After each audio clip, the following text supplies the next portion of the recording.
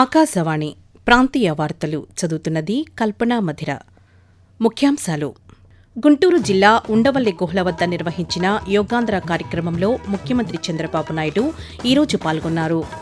రాష్ట్రాన్ని స్వచ్ఛాంధ్రప్రదేశ్గా తీర్చిదిద్దడమే ప్రభుత్వ లక్ష్యమని పర్యాటక శాఖ మంత్రి కందుల దుర్గేష్ తెలిపారు. రాష్ట్రంలో టెక్స్టైల్ పాలసీ ద్వారా సుమారు 2 లక్షల మందికి ఉపాధి కల్పించనున్నామని మంత్రి ఎస్ సవిత వెల్లడించారు. రాష్ట్రంలో ఔషధ నియంత్రణ వ్యవస్థను మరింత బలోపేతం చేస్తామని వైద్య ఆరోగ్య శాఖ మంత్రి సత్యకుమార్ యాదవ్ పేర్కొన్నారు. వార్తల వివరాలు. సాంకేతికతకు మరింతగా అలవాటు పడకుండా ఉండేందుకు ఆధ్యాత్మికత, యోగా వంటివి ఉపకరిస్తాయని ముఖ్యమంత్రి చంద్రబాబు నాయుడు పేర్కొన్నారు. గుంటూరు జిల్లా ఉండవల్లి గుహల వద్ద రామ్దేవ్ బాబాతో నిర్వహించిన యోగా సాధన కార్యక్రమంలో ముఖ్యమంత్రి చంద్రబాబు నాయుడు ఈరోజు పాల్గొన్నారు.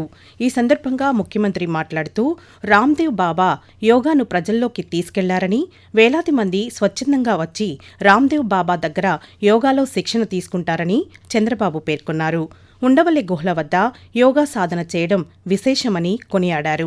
6-7 శతాబ్దాలకు చెందిన ఉండవల్లి గుహలకు చారిత్రక, ఆధ్యాత్మిక ప్రాశస్త్యం ఉందని ముఖ్యమంత్రి గుర్తు చేస్తూ, yoga is our tradition, yoga is our knowledge, yoga meditation is heritage. Every person in this world should follow spirituality.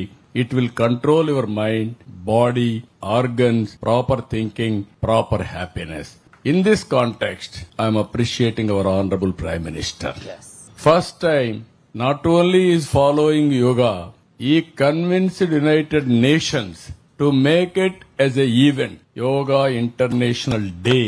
Today, 190 countries are going to participate yoga. That is our gift.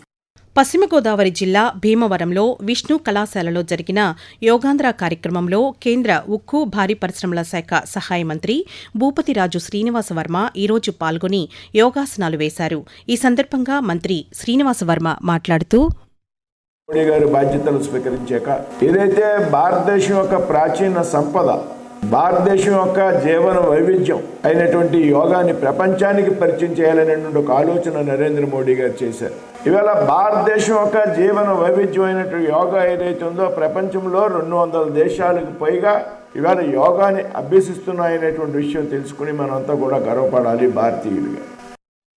రాష్ట్రాన్ని వ్యర్థరహితంగా పూర్తిస్థాయి స్వచ్ఛాంధ్రప్రదేశ్గా తీర్చిదిద్దడమే ప్రభుత్వ లక్ష్యమని పర్యాటక, సాంస్కృతిక, సినిమాటోగ్రఫీ శాఖ మంత్రి కందుల దుర్గేష్ అన్నారు. నిడదవోలులో నిర్వహించిన స్వర్ణాంధ్ర స్వచ్ఛాంధ్ర కార్యక్రమంలో మంత్రి ఈరోజు పాల్గొన్నారు. ఈ సందర్భంగా పారిశుద్ధ్య కార్మికులకు సంఘీభావం తెలుపుతూ పారిశుద్ధ్య కార్యక్రమంలో పాల్గొని వీధుల్లోని చెత్తను తొలగించారు.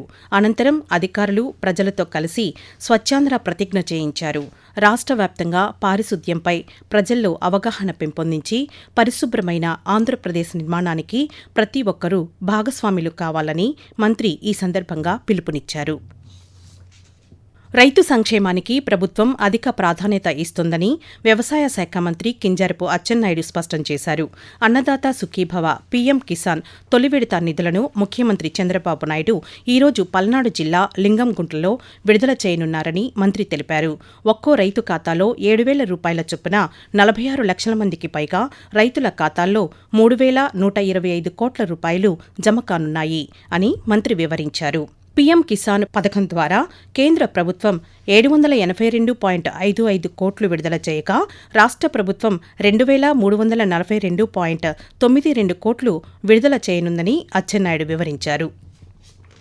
రాష్ట్రంలో నూతన టెక్స్టైల్ పాలసీ ద్వారా సుమారు 2 లక్షల మందికి ఉపాధి కల్పించనున్నామని రాష్ట్ర చేనేత, జౌళి శాఖ మంత్రి ఎస్ సవిత చెప్పారు. అమరావతిలోని సచివాలయంలో ఈరోజు ఆమె విలేకరులతో మాట్లాడుతూ రాష్ట్రంలో టెక్స్టైల్ పాలసీని తీసుకువచ్చిన ఘనత ఎన్డీఏ ప్రభుత్వందే అని అన్నారు. గడిచిన 2 ఏళ్లలో చేనేత కార్మికులకు 250 కోట్ల రూపాయల విలువైన రాయితీలను ఇచ్చామని మంత్రి చెప్పారు. చేనేత వస్త్రాల అమ్మకాలను ఎప్పటికప్పుడు మార్కెటింగ్ చేసే అవకాశాలు కల్పించామని పేర్కొన్నారు. మంగళగిరిలో 22 కోట్ల రూపాయలతో మెగా క్లస్టర్ మంజూరు అయిందని మంత్రి వివరించారు. ఆకాశవాణి ప్రాంతీయ వార్తలు వింటున్నారు. రాష్ట్రంలో ఔషధ నియంత్రణ వ్యవస్థను మరింత బలోపేతం చేస్తామని వైద్య ఆరోగ్య శాఖ మంత్రి సత్యకుమార్ యాదవ్ చెప్పారు. విజయవాడలో ఔషధ నియంత్రణ భవన్ను మంత్రి నిన్న ప్రారంభించారు. ఈ సందర్భంగా మంత్రి మాట్లాడుతూ ఎన్డీఏ ప్రభుత్వం ప్రజల ఆరోగ్యానికి పెద్దపీట వేస్తుందని, ప్రజలంతా సంపూర్ణ ఆరోగ్యంతో ఉన్నప్పుడే రాష్ట్రం ఆర్థికంగా పరిపుష్టి సాధించడం సాధ్యపడుతుందని చెప్పారు. ప్రభుత్వ ఆసుపత్రులకు పంపిణీ చేసే మందుల నాణ్యత నిర్ధారణ పరీక్షలకు రాష్ట్ర స్థాయి ల్యాబ్లో స్థానికంగా పరీక్షలకు వీలవుతుందని మంత్రి సత్యకుమార్ యాదవ్ పేర్కొంటూ అధికారికంగా పనులు నిర్వహించడానికి శాశ్వత పర్యటన కూడా ఏర్పాటు చేసుకున్న సందర్భంగా దాన్ని ప్రారంభించుకున్న సందర్భం కూడా సంతోషంగా ఉంది. కూటమి ప్రభుత్వం కేంద్ర ప్రభుత్వ సహకారంతో గత 2 సంవత్సరాల్లో 14,03,00,000 రూపాయలు నిధులు మంజూరు చేసి వాళ్ళ భవన నిర్మాణం పూర్తి చేశాం. ప్రజల ప్రాణాల్ని సంరక్షించే బాధ్యత డ్రగ్ కంట్రోల్ అడ్మినిస్ట్రేషన్ కి ఉంది. ఎందుకంటే నాణ్యమైన మందులు లేకపోతే దాని ప్రభావం ఆరోగ్యం మీద పడుతుంది.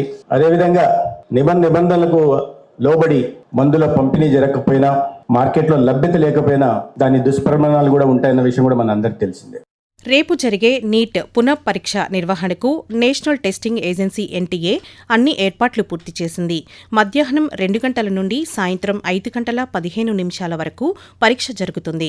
పరీక్షా ప్రశ్న పత్రాల సురక్షిత రవాణా కోసం భారత వైమానిక దళానికి చెందిన విమానాలు, హెలికాప్టర్లను ఎన్టీఏ వినియోగించనుంది.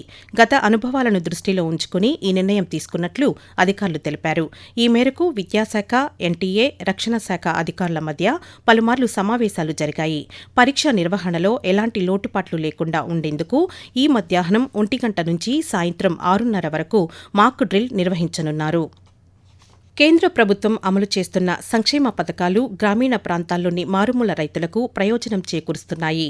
ప్రధానమంత్రి భారతీయ జన్ ఉర్వరక్ పరియోజన పథకంలో దేశంలో ఎరువులు విక్రయించే అన్ని కంపెనీలు తమ సబ్సిడీ ఎరువులను భారత్ అనే ఒకే బ్రాండ్ పేరుతో విక్రయిస్తారు. తిరుపతి జిల్లా కాళహస్తి నియోజకవర్గంలోని సుబ్బనాయుడు కండ్రిక గ్రామంలో క్షేత్రస్థాయిలో ఈ పథకాన్ని అమలు చేస్తున్నారు. ఈ పథకం కింద రైతుల కోసం ఫ్రెండ్లీ యాప్ ద్వారా ఎకరాకు 3 బస్తాల యూరియాను ప్రభుత్వం ఉచితంగా అందజేస్తోంది. భారతీయ జన్ ఉర్వరక్ పరియోజన గురించి తిరుపతి జిల్లా వ్యవసాయ శాఖ అధికారి వివరిస్తూ, ఏపీ ఎయిమ్స్ యాప్ అనే దాని ద్వారా రైతులకి యూరియా అండ్ డిఏపి ఈ 2 ఎరువుల్ని ఈ యాప్ ద్వారా ఇవ్వాలని చెప్పి ప్రభుత్వం నిర్ణయించింది. ఒక ఎకరాకి 3 బస్తాల చొప్పున 3 విడతల్లో ఈ యూరియా ఇచ్చేటువంటి కార్యక్రమం చేస్తున్నాం. ఏ రైతులు కూడా కంగారు పడాల్సిన అవసరం లేదు. ఈ యాప్లో మా పేర్లు కనిపించట్లేదు, అలాంటి ఎక్కడ కూడా లేదు. ఈ పేరు కనపడకపోయినా మళ్ళీ పేరు యాడ్ చేసి రైతులకి ఇచ్చేటువంటి విధానాన్ని తీసుకురావడం జరిగింది. గతంలో ఒకరే వచ్చి ఒక 20-30 బస్తాలు అట్లా తీసుకుపోయేటువంటి విధానం ఉంది. ఇప్పుడు అలా కాకుండా ఒక రైతుకి ఎన్ని ఎకరాలు ఉంటే అన్ని ఎకరాలకి అతని పేరు మీదే ఇచ్చేటువంటి విధానం అన్నమాట ఇది. ప్రధానమంత్రి నరేంద్ర మోదీ తన మనసులోని భావాలను ఆకాశవాణి ద్వారా దేశ ప్రజలతో పంచుకునే మన్ కీ బాత్ మనసులోని మాట కార్యక్రమం 135వ సంచిక ఈ నెల 28వ తేదీ ఆదివారం ప్రసారమవుతుంది. మన్ కీ బాత్ కార్యక్రమానికి ప్రజలు తమ సూచనలు అందించాలని ప్రధానమంత్రి కోరారు. ప్రజలు తమ స్వర సందేశాలను 18001178000 టోల్ ఫ్రీ నంబర్కు లేదా mygov.in వెబ్సైట్కు లేదా నరేంద్ర మోదీ యాప్కు ఈ నెల 26వ తేదీ వరకు పంపవచ్చు. ఆకాశవాణి ప్రాంతీయ వార్తలు ముగించే ముందు ముఖ్యాంశాలు మరొకసారి. గుంటూరు జిల్లా ఉండవల్లి గుహల వద్ద నిర్వహించిన యోగాంధ్ర కార్యక్రమంలో ముఖ్యమంత్రి చంద్రబాబు నాయుడు ఈరోజు పాల్గొన్నారు. రాష్ట్రాన్ని స్వచ్ఛాంధ్రప్రదేశ్గా తీర్చిదిద్దడమే ప్రభుత్వ లక్ష్యమని పర్యాటక శాఖ మంత్రి కందుల దుర్గేష్ తెలిపారు. రాష్ట్రంలో టెక్స్టైల్ పాలసీ ద్వారా సుమారు 2 లక్షల మందికి ఉపాధి కల్పించనున్నామని మంత్రి ఎస్ సవిత వెల్లడించారు. రాష్ట్రంలో ఔషధ నియంత్రణ వ్యవస్థను మరింత బలోపేతం చేస్తామని వైద్య ఆరోగ్య శాఖ మంత్రి సత్యకుమార్ యాదవ్ పేర్కొన్నారు. ఆకాశవాణి ప్రాంతీయ వార్తలు ఇంతటితో సమాప్తం. తిరిగి సాయంత్రం 6:10 విశాఖపట్నం కేంద్రం నుండి ప్రాంతీయ వార్తలు వింటారు.